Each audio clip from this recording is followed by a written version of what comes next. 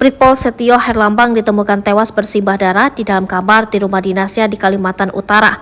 Kabid Humas Polda Kaltara Kombes Budi Rahmat mengungkapkan bahwa korban merupakan anggota Banit 3 Subden 1 dan Gegana Satuan Brimob Polda Kaltara yang saat ini bertugas sebagai Ajudan Kapolda Kaltara Irjen Daniel Aditya Jaya. Budi menyampaikan bahwa korban diduga tewas akibat tertembak dari senjata api jenis HS-9 dengan nomor senpi HS178837 yang ditemukan berada di sampingnya ketika jenazah korban ditemukan.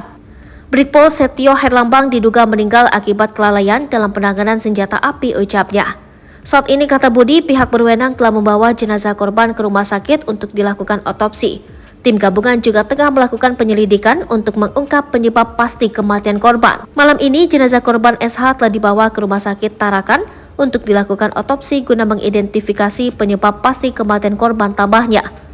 Budi menegaskan bahwa dari hasil olah tempat kejadian perkara sementara, pada saat kejadian Brigpol Setio Herlambang berada sendirian di dalam kamar.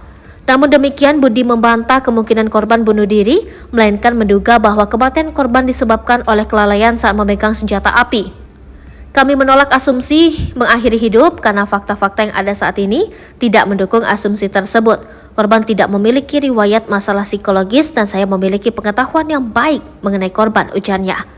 Kapolda Kalimantan Utara Irjen Daniel Aditya Jaya menyampaikan bela sungkawa atas meninggalnya ajudan atau pengawal pribadi Brigpol Setio Herlambang.